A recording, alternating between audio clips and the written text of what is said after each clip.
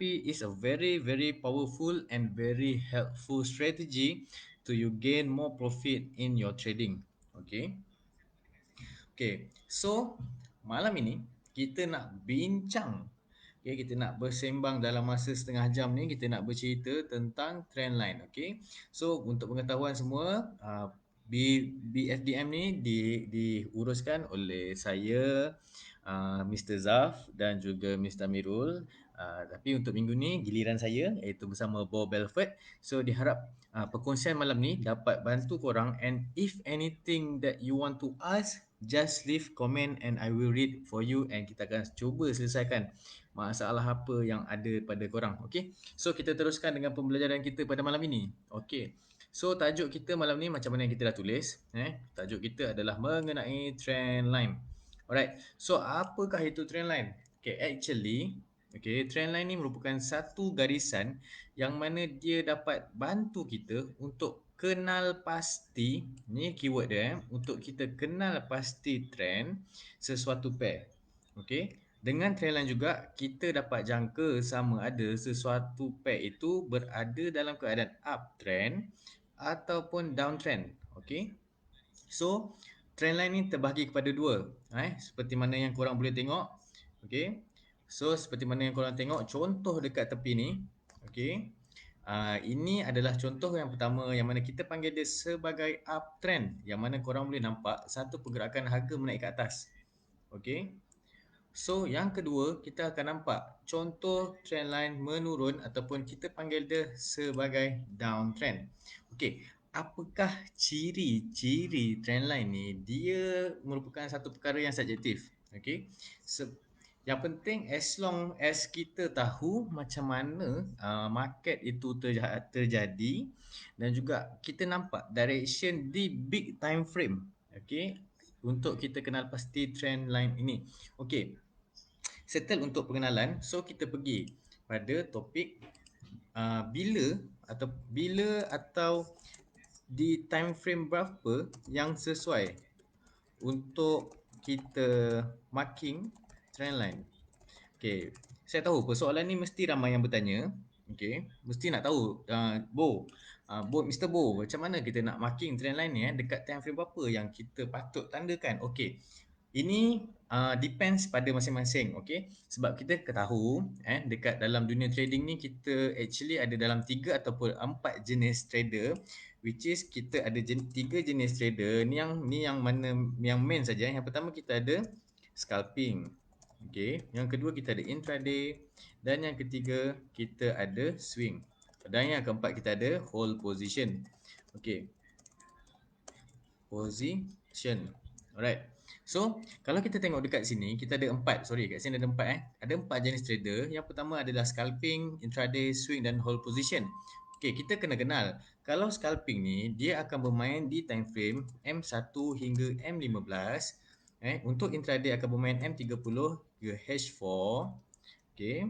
Manakala swing akan bermain daily. Okey. Dia akan main daily hingga daily hingga weekly mungkin, ataupun dia boleh jadi juga H4 to daily. Okay, dan juga hold position is daily to weekly or monthly. Okay, ini adalah pembahagian time frame untuk 4 jenis trader ni. So kita ditanya pada diri kita balik, kita ni duduk di keadaan trader yang mana satu? Sama ada kita ni berada dalam trader scalping ataupun intraday, swing dan juga hold position. It depends on you. Okay, tapi untuk malam ni saya lebih teruja. Saya lebih teruja untuk bercerita dengan korang. Kita perlu memilih keadaan intraday. Sebab apa? Di intraday ni mostly orang ada masa kan, terutama sekarang ni dengan musim COVID, PKP tambah-tambah lagi dengan PKP dilanjutkan sehingga 18 hari bulan. Okay, so ramai orang dan juga ramai sangat trader akan banyak masa duduk di rumah. So suggestion saya, kita akan gunakan konsep penandaan di intraday, which is di M30 hingga H4. Okay. Thank you so much pada yang masuk. Muhammad Ikwan, Amin, Alif, Syami, Aira, Arif. Thank you so much guys. So malam ni kita akan belajar mengenai trend line. So kita sekarang ni tengah pilih kita ni nak jadi trader di time frame yang mana. So suggestion saya pada malam ni, kita akan jadi seorang trader intraday, which is kita akan pergi di penandaan H4, H1 dan juga M30. Okay, kenapa kita perlu time frame yang besar? Sebab okay, kat sini saya buat nota sikit. TF besar mempunyai satu direction yang jelas. Sebab apa kita kena pilih time frame yang besar? Sebab time frame yang besar ni dia ada satu direction yang jelas. So bila kita nampak satu direction yang jelas, kita tahu ke mana arah nak dituju. Bila masa kita nak entry, bila masa kita nak take profit, bila masa kita nak stop loss. So kita akan nampak time frame besar ni sebenarnya bukan membuatkan kita bosan, tapi time frame besar lah yang menjadikan kita lebih banyak profit yang kita boleh dapat kalau kita mendapat satu direction yang tepat. Thank you so much pada Rauf, Hits. Apa khabar Hits? Wani, Ikwan. Alright. So okay, ini adalah pengenalan asas. Okay, jadi macam mana ciri-ciri penandaan trendline tu? Okay, kat sini saya nak share sikit. Okay, cara melukis trendline ataupun nama lain dia kita panggil dia SOP lah. Kita panggil SOP tanda penandaan. So cara melukis trendline. So kita dah ada SOP malam ni. So dia harap dengan SOP ni korang boleh screenshot. Okay, korang boleh screenshot, ambil ni baik-baik, lepas tu korang tampal. Okay, untuk kita melukis trendline ni, cara melukis trendline ni senang saja. Yang mana cara untuk melukis trendline ni dia adalah subjektif. Okay, ada sesetengah trader melukis trendline dari candlestick shadow, tapi kalau ada orang lebih suka candlestick shadow dan suka melukis dari trendline SNR, body to body candlestick. Yang penting pastikan garis trendline tu menyentuh sekurang-kurangnya 2 point. Okey, apa yang saya cakap ni? Okey, ada dua cara untuk kita marking trendline. Okay, ni harap perkongsian malam ni dapat bantu korang. So ada dua cara untuk kita marking trendline. Yang pertama, kita ada cara shadow to shadow. Okay, shadow to shadow. Yang kedua adalah body to body. B2B. Gitu. So, kita ada dua cara. Tapi, saya punya pilihan adalah kita nak pilih yang mana boleh bantu kita untuk kurangkan risiko floating.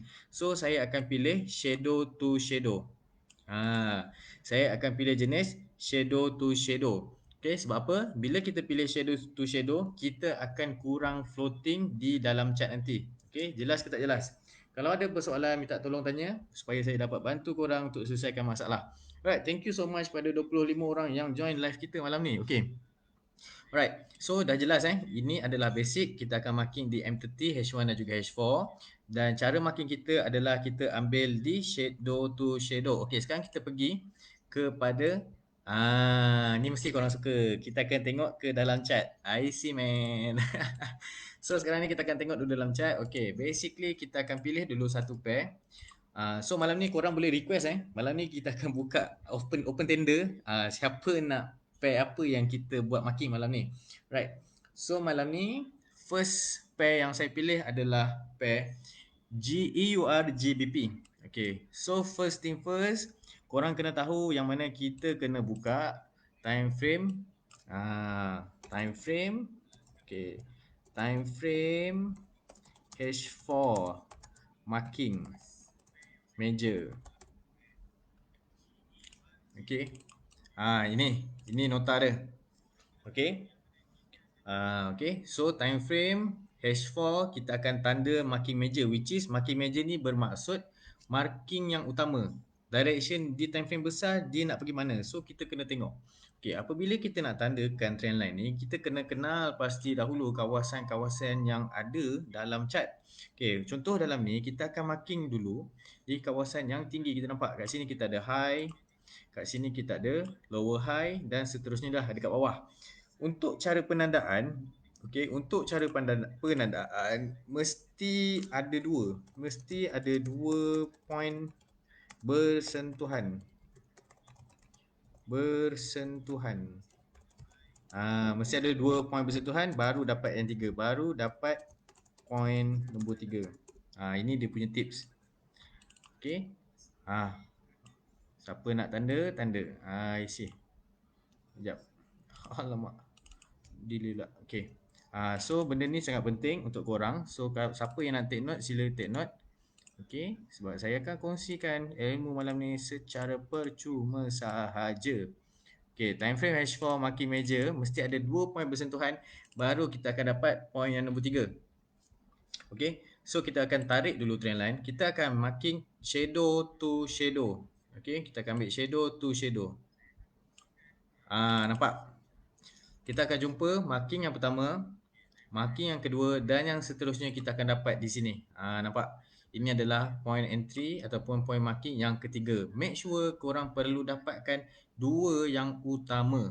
Okay, ini adalah cara penandaan trendline untuk major marking.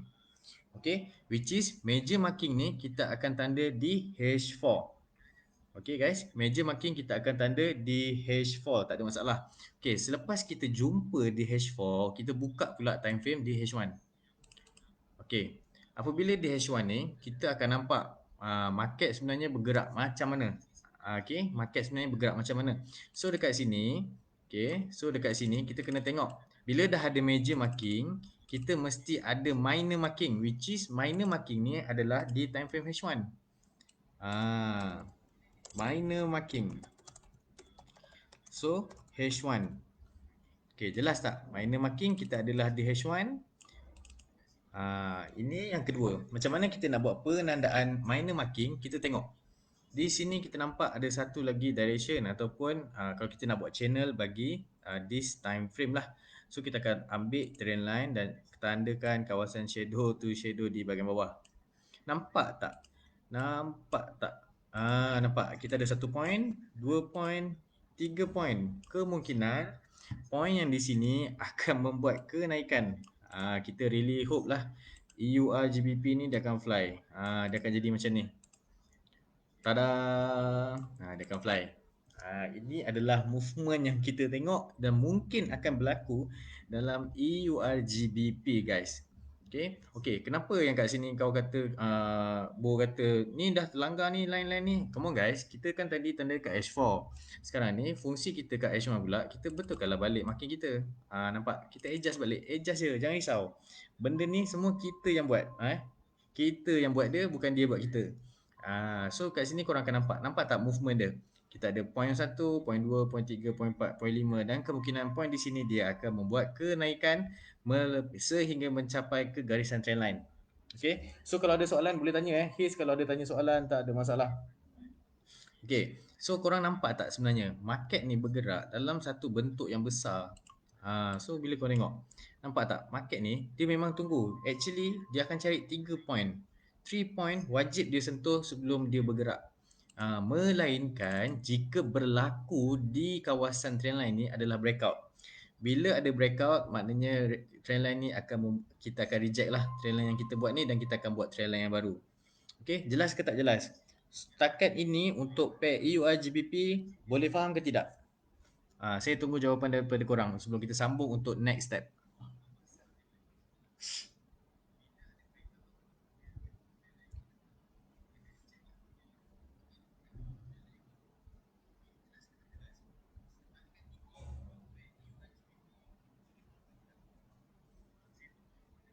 So guys, minta tolong tanya soalan. Kalau ada persoalan minta tolong tanya. Saya bagi chance untuk korang untuk tanya soalan. So malam ni kita sempoi je, jangan risau. Malam ni kita sempoi je. The time is yours and us. Gitu. Ya, Daniel, terima kasih. Najib, terima kasih. Okay, faham Okay, so far semua faham. So kita akan pergi. Okay, kita akan pergi pada contoh yang lain. Okay, kita akan pergi pada contoh yang lain. Okay, kita akan pergi balik pada nota kita. Okay, kita akan buat penandaan. Okay, penandaan major dan minor. Okay, so kita akan buat penandaan major dan minor. Bila major, bila major adalah di H4, minor H1. Okay, ini adalah penerangan lah, simple je. Penandaan major dan minor. Okay, so penandaan major dan minor, major di H4, minor di H1. Dan Yang paling penting adalah keputusan di sini dibuat sama ada breakout ataupun rejection.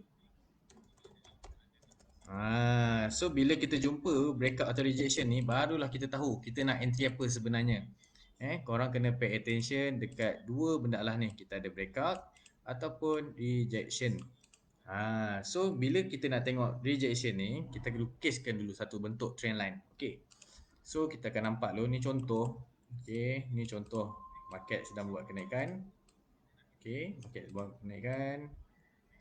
Okay, so dia akan jadi macam ini. Okay, price naik lah contoh macam ni. Okay, price naik. So bila dia uptrend, katakan okay, candle yang kat sini dia terkeluar daripada kawasan trend line yang kita lukis. Ini kita panggil sebagai rejection. Kawasan ni kita panggil sebagai rejection. So dia dah tak valid di kawasan trend line. So dekat sini kita akan lebih berfokus kepada sell.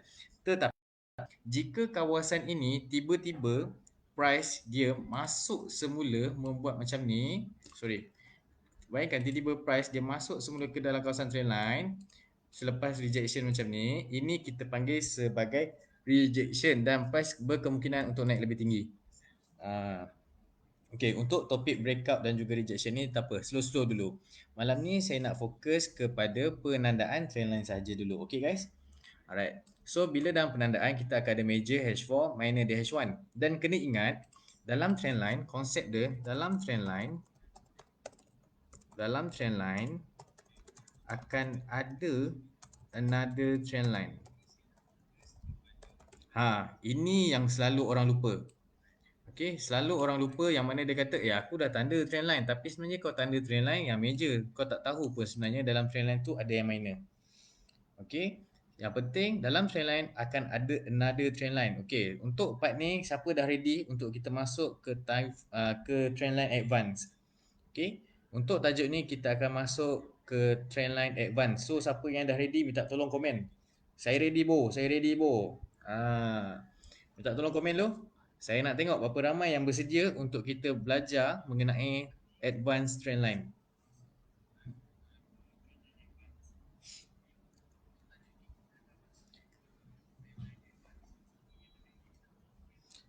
So guys, minta tolong komen. Saya nak tengok berapa ramai yang dah ready.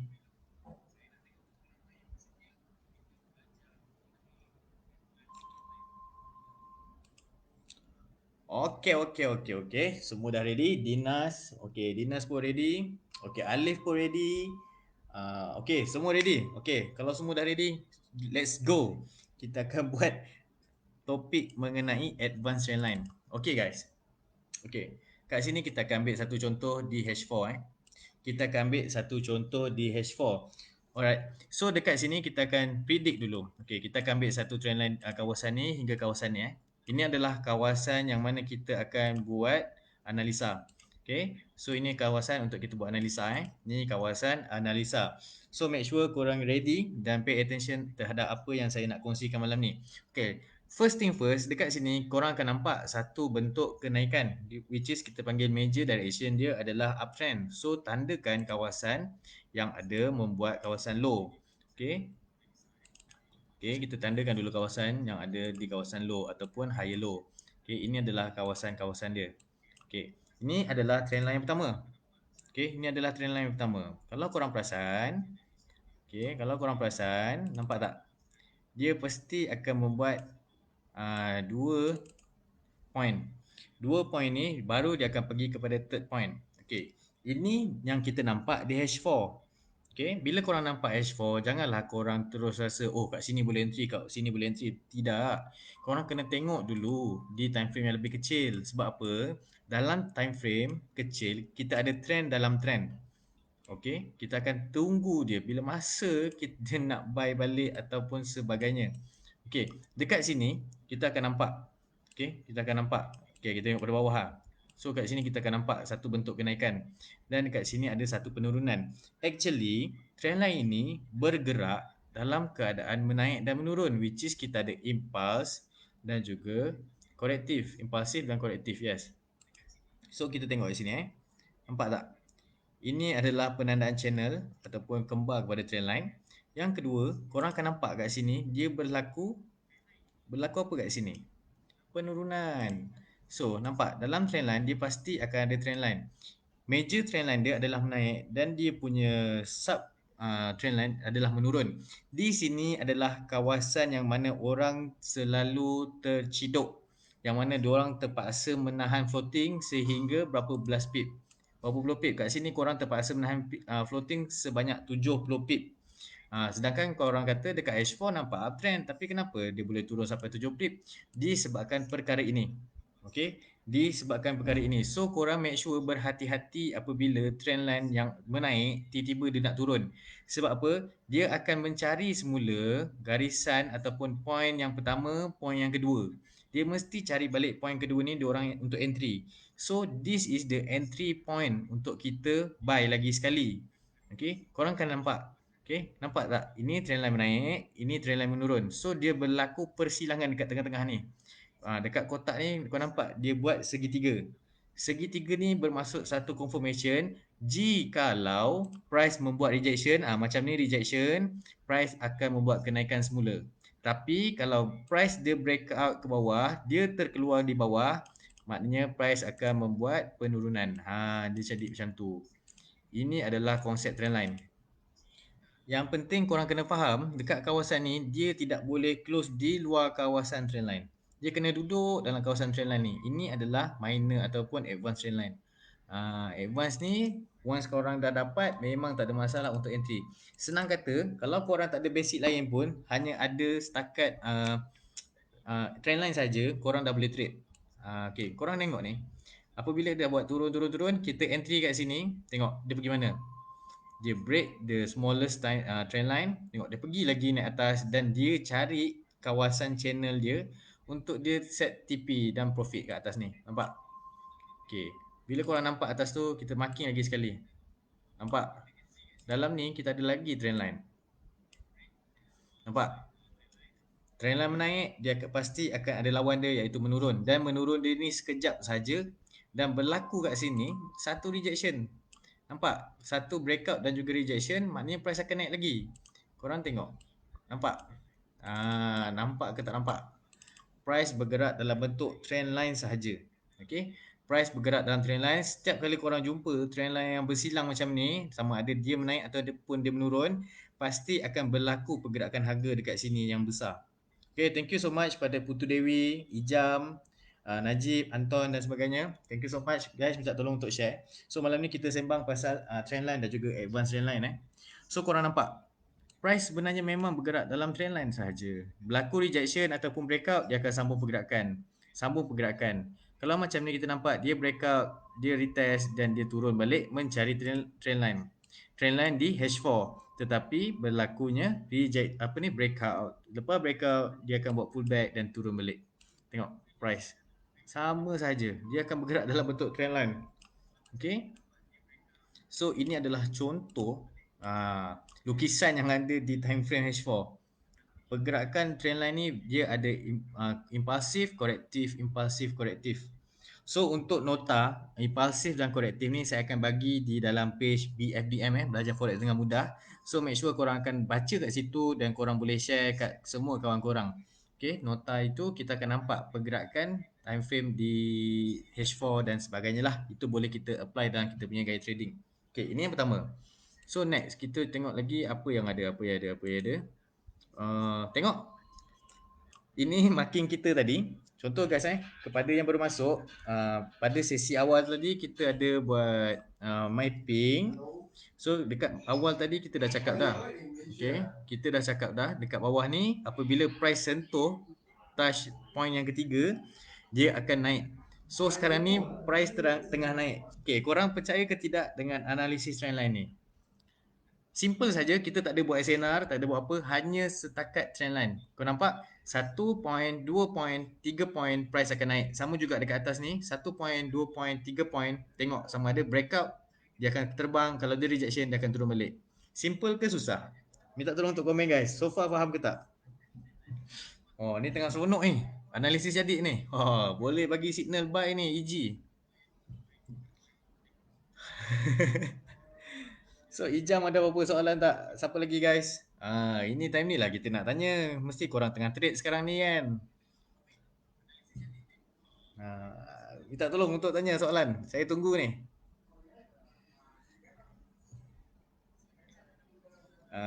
So kalau tak ada soalan kita proceed pada pair lain. Oh, terus entry Muhammad Syarizal. Tahniah ke bro, tahniah. Minta tolong send feedback kat komen. Mana tahu boleh bantu kawan-kawan kita yang lain ni bersemangat lagi. Alright. Okay, so ini yang berlaku. Oh, popit dulu. Mestilah popit Haze. Benda senang kita buat. Jangan susah-susah. Okay, so far ini adalah advanced airline. So far faham tak? Jom kita pergi dekat Pegol. Aha. Siapa nak tengok gol? Siapa nak tengok Pegol? Wih, sedap jatuh ni. Sekejap So, saya akan delete dulu. Okay. Andy, saya akan buka gol ni. Okay, so first thing first kita akan buka dulu H4 tu dia gol. Dahsyat. Okay, untuk gol. Kita first thing first kita akan makin dulu trend line. Okay, so far kita sekarang ni nampak price dalam keadaan consolidate. Dia tak ada pergi mana-mana. Okay, kita nampak dia baru lepas buat satu junaman. Kemudian dia sekarang ni berada dalam keadaan sideways ataupun consolidate. So dalam consolidate ni dia kita tak tahu dia nak pergi mana. Tapi kalau kita tengok gold, dia bergerak macam ni pun dia dah pergi sebanyak 300 pip. Sangat bahaya. Okay, so kita akan marking dulu trend line. Kita akan ambil kawasan low, ambil shadow to shadow. Dan kita marking. Okay, kita ada 1. Lepas tu kita ada 2 point. Lepas tu kita ada 3 point. So basically, kalau korang nampak, untuk third point yang ada dalam gold ni, dia dalam proses nak break. Okay, dia dalam proses nak break. So macam mana kita nak tahu dia dah break belum? Kita tengok ke dalam H1 dan kita lihat di kawasan ini telah berlakunya penembusan. Okay, candle yang bersepanjang ni dia dah close di luar kawasan trendline yang kita marking. Nampak? Dia close, lepas tu dia terkeluar. So bila dia dah terkeluar, kat sini ada pula rejection. Okay, bila dah ada breakout, dia ada pula pullback. Bila dah ada pullback, sekarang ni price cuba untuk cari ke kawasan yang lebih rendah. Which is kita kena cari kawasan rendah ni menggunakan SNR. Tapi fokus kita malam ni adalah trendline. So kita akan marking dulu kawasan trendline dia. Ni contoh. Ni contoh. Okay, dan kita tengok lagi. Cuba kita zoom out sikit apa yang ada dalam goal. So untuk trendline goal, kita cuba marking another trendline yang mana kita nampak di previous. Okay, tak ada. Okay, so far dia kat sini adalah confirmation yang mana dia sell Sebab kalau kita tengok kat sini kita ada 1 point, 2 point, 3 point, kemudian price break, dia masuk balik, dia buat point yang pertama, kedua dan ketiga. 1, 2, 3. So ini kawasan kotak tengah ni, ini adalah kawasan golden zone untuk korang entry sebenarnya. Ini adalah golden zone untuk korang entry gold sell. Sebab apa? Kita ada persilangan untuk time frame H4 dan juga H1 punya trend line. Ini adalah kawasan gold. Kawasan gold untuk kita entry yang mana price akan junam sampai ke bawah, dia mencari kawasan support. Kalau nak cari support, kita tengok convert kepada garisan line chart marking, kemungkinan price akan sampai bawah ni. Okay, ini adalah untuk pair gold. I see. Thank you so much Azmi. Thank you so much masuk. So far korang faham tak macam mana sebenarnya trendline ni berfungsi? Sebenarnya dia pusing-pusing, dia macam main puzzle lah. Korang kena try and error, tarik sana, tarik sini. Sebab apa? Trendline ni dia subjektif tau. And dia sentiasa variable. Dia tak ada yang benda yang constant. Dia tak ada constant punya marking dalam trendline ni. Dia sentiasa variable. Andy jangan pening di. Fokus pada trendline saja. Kat sini, okay, ignore yang atas ni. Fokus kat bawah ni, berlaku breakout, price akan retest semula. Tengok, harga akan turun, dia mencari semula support. Dia akan turun lebih kurang 50 pips, naik lebih kurang dalam 50 pips lah sebab kita dah 10 jalan kan. Thank you so much Azwan. Alright, tak apa guys, so slow. Nanti saya akan bagi nota dekat dalam page BFDM untuk korang baca dan fahamkan apa yang saya masukkan dengan Trendline Advance. Tapi so far nampak tak macam mana penggunaan Trendline Advance ni? Bak kata His dan juga Uncle D, kita akan nampak Illuminati Kita akan nampak Illuminati segitiga kat sini. Kita entry lah kau-kau area sini. Betul ke tak betul His? Cuba jawab. Itu adalah tips dia lah kalau sesiapa yang entry menggunakan trendline. Waalaikumsalam Ijam. Tak ada, tak apa. It's okay. Nanti boleh tengok balik live kita. Sebab apa? Saya dah share signal dan juga kita ada setup yang tengah jadi sekarang ni. Oi, jangan. Jangan, jom sell go sekarang. Dahsyat lah bang. Bahaya bang. Kat sini kita ada satu lagi support. Tunggu support ni break. Baru confirm untuk sell. Tapi so far memang dia dah nampak sell lah. Sell, jom sell, sell. Prr. Okay, jom kita tengok pair lain. Tengok EG mungkin fly, tak ada masalah. EA tak ada usuk, tak ada tengok. Uish, ni nota-nota file terdahulu ni. Tak apa tak apa, kita tak tengok dulu yang ni. Hmm. Okay, kita try lah. Kita try untuk USD USD JPY. Okay. So, untuk USD JPY, untuk USD JPY ni kita tengok sekarang price USD JPY sedang membuat satu uptrend yang sangat-sangat besar di H4. Okay, so first thing first kita akan marking dulu dia punya kawasan. Okay, kita nampak satu. Ni trendline biasa dulu.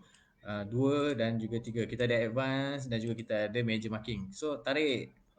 Korang kena tarik. Yang kedua korang akan nampak point yang pertama kat atas ni. Lepas tu korang kena tarik yang kedua pun kat sini. Sebab apa kita dah pernah nampak high So kita try je tanda kat sini. Kita tengok price nak gimana. Pastikan shadow to shadow. Tu. Ha, kemungkinan price akan membuat penurunan ni. Sebab apa dia dah peak lah kat atas ni. So sebab apa kalau kita tengok peak, kita tengok di daily, kita tengok apa yang ada daily. Okey, kat sini pasti ada kawasan double Marubozu downtrend ataupun kat situ mesti ada satu kawasan supply and demand. Tengok saya dah bagi detail. So kita tengok kat belakang ni, yes, kita akan nampak ada satu kawasan previously support become resistant. Resistant dan juga support kat belakang ni. Korang akan nampak. So previously price mungkin akan naik ke kawasan atas ni sikit sebelum dia sambung untuk turun. Okay guys, di H4 kita akan nampak benda ni. Dan kita akan buat di H1, korang kena tengok. Price pun dia semakin lama dia dah buat trendline kecil ni dalam ni.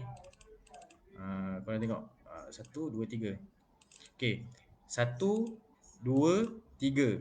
Satu, satu, dua, tiga belum siap.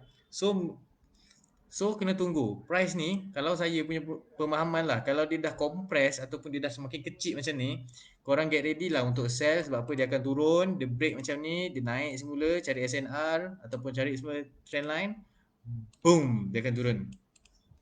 Ini adalah prediction untuk USD JPY. Simple ke susah untuk tanda trendline ni sebenarnya? Senang je kan? Penandaan tu kena lebih 3 saja ke tuan atau lebih? Okey, untuk penandaan depends. Tapi kalau saya lebih suka 3. Sebab bila masuk 4 dia akan berlaku breakout ataupun penembusan lah. Biasanya trendline ni dia akan bergerak dalam 3 point lah. Tapi kalau lebih tu depends lah pada trendline. Tapi mostly akan cari 3. Okey?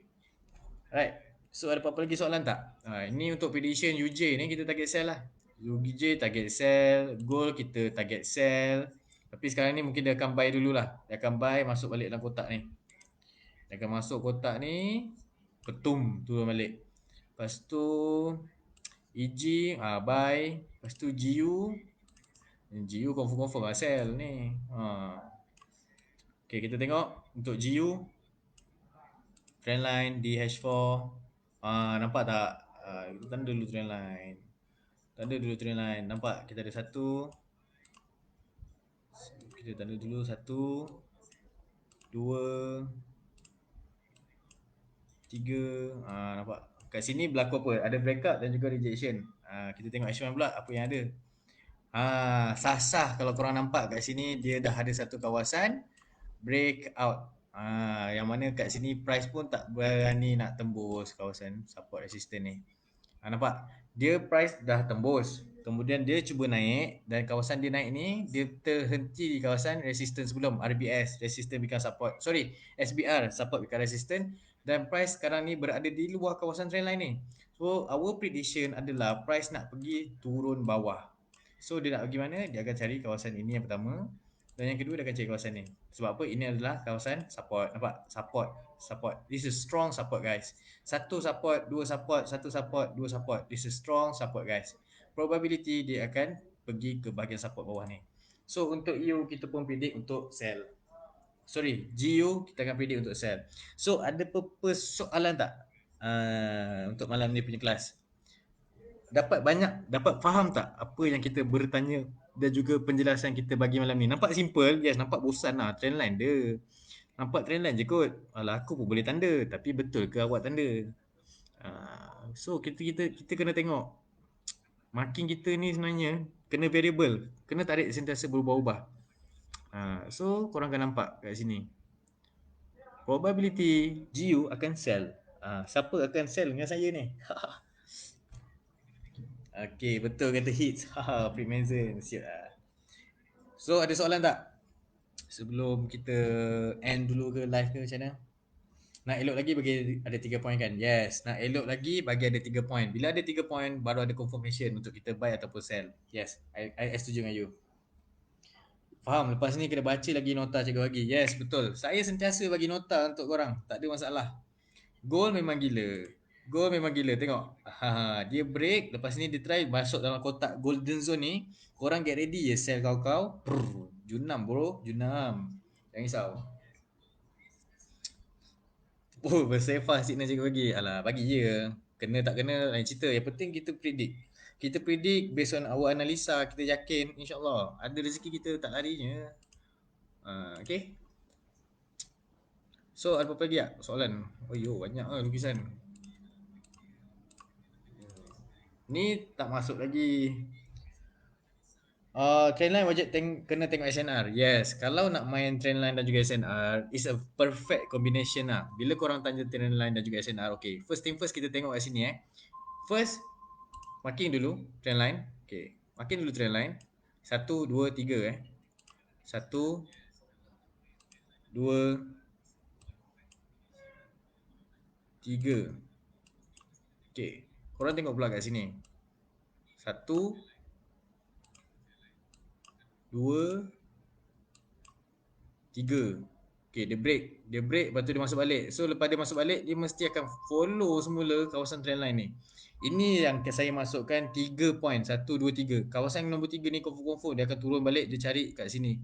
Dia akan turun balik mencari kawasan support ataupun resistance previous. Sini dia akan cari kawasan support sini. Nampak ada bentuk support, kat sini ada resistance. Senang je. Boom. Kita tengok macam mana. So, nak dapat confirmation sell atau buy boleh marking berkala ke? Maksudnya macam mana tu Ijam? Tak faham. Then berapa pips untuk confirmation tu je? Okay, untuk confirmation punya pips, dia depends pada you punya marking. Kalau you ambil H4, takkanlah setakat nak ambil 10-20 pip. Kalau H4, at least korang kena ambil 30 hingga 40 pip. Sebab apa? Kalau kita tengok dalam contoh pergerakan SNR, apa ni, trendline ni, tengok sekali dia naik, dia boleh pergi sampai 100 pip. Banyak tu. Dia 100 pip naik, 100 pip turun, 50 pip turun. Tapi kalau korang refer time frame yang kecil, korang kena ambil lah pips yang sikit tu. Depends lah pada korang punya setup. So macam ni basically dia akan turun lagi sebab apa? Berlakunya breakout. Dia dah naik, breakout support. Sini sedia apa? Support become resistance. So price dekat sini akan turun jadi bawah. Okay, jelas ke tak jelas? Simple le. Trendline ni korang make it simple. Faham konsep SNR, gabung ke? Gabung memang meletup. Confirmation nak dapat sell atau buy, make sure kawasan yang kita marking ni adalah kawasan yang mana dia price ni respect trendline kita. Make sure dia tak terkeluar daripada mapping kita. Make sure dia duduk dalam rumah support dan juga resistance ataupun trendline yang kita marking. Kalau dia terkeluar-keluar tu dia tak respect kau lah.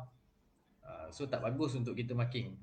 So better kita tanda macam ni, dia respect, masuk entry. Contoh macam ni kan, dia dah berada kat trend line, lepas tu dia break bawah, dia counter balik, fake breakout, entry buy kat sini. Entry buy dekat sini, korang tengok risiko 30 pip, take profit sampai 700. 1:2 kot. Senang-senang buat profit. So ada apa-apa soalan tak malam ni? Kalau tak ada apa-apa soalan, saya rasa perkongsian kita malam ni sangat cantik, sangat baik dan mudah untuk difahami, which is topik kita adalah trendline, tapi sangat-sangat membantu. Korang bayangkan dengan trendline je korang dah boleh entry. Senang ke susah? Masih senang. Yang penting kena banyak latihan. Itu saja saya boleh bagi tips. Korang banyak buat latihan, korang banyak buat backtest, insyaAllah korang akan jumpa dan korang akan faham macam mana movement price tu. Okay? So, saya rasa ini saja perkongsian saya pada hari ini mengenai trendline. So jangan risau, Nota ini saya akan post dan juga nota mengenai Trendline Advance saya akan post di dalam BFDM, belajar forex dengan mudah, dan korang boleh share dan simpanlah nota tu untuk kegunaan masa-masa akan datang ataupun berkongsi dengan kawan-kawan masing-masing. Okay, thank you so much pada 26 orang, 28 orang yang join saya malam ni live, support saya punya live malam ni di Belajar Forex dengan Mudah. Semoga ilmu yang kita belajar malam ni diberkati oleh Allah dan memberi manfaat pada diri kita dan juga orang lain. Untuk menjadi orang yang membantu orang lain tak perlu menjadi kaya, cukup kita membantu orang dengan apa yang kita ada. Okay? Kalau kita tunggu kaya tak tahu bila, silap-silap ajar sampai dulu. Alright. So, saya rasa ini saja perkongsian saya malam ni. Diharap semua orang dapat manfaat dan juga kita sama-samalah menjadi trader yang berjaya. Okey?